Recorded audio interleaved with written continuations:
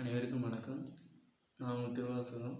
இந்த வீடியோ பதிவில் சிந்து சமவெளி நாகரிகத்துலேருந்து ஒரு குறிப்பிட்ட கொஸ்டின் கேட்குறேன், சரிங்களா? அதுக்கான ஆன்சர் உங்களுக்கு தெரியாதுன்னு பாருங்கள். ஃபஸ்ட்டு கொஸ்டின் பாருங்கள். உலகின் தொன்மையான நாகரிகங்கள் அனைத்தும் டேஷ் நாகரிகங்கள் ஆகும். அடுத்த கொஸ்டின் பாருங்கள்.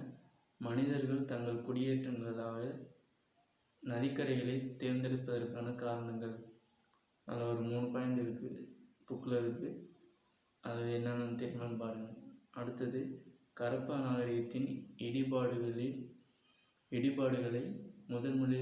முதலில் தன் நூலில் விவரித்தவர் யார்?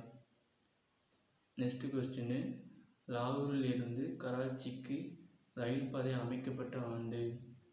அடுத்த கொஸ்டின், கரப்பா மற்றும் மொஹஞ்சதாரோ நகரங்களை அகழாய்வு செய்ய ஆரம்பித்த ஆண்டு.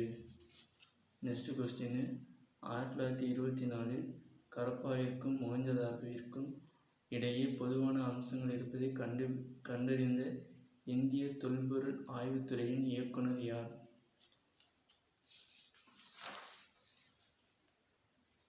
அடுத்த கொஸ்டின், கரப்பா நாகரிகம் ஒரு டேஷ் நாகரிகம்.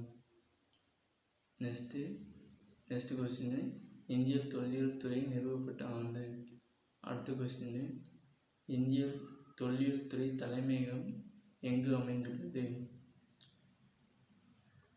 நெக்ஸ்ட்டு, வெண்கல காலம் என்பது மக்கள் டேஷ் பொருட்களை பயன்படுத்திய காலமாகும்.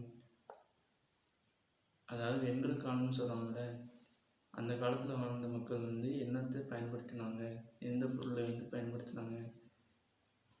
இந்த கொஸ்டினுக்கெலாம் ஆன்சர் தெரியுதான்னு பாருங்கள்.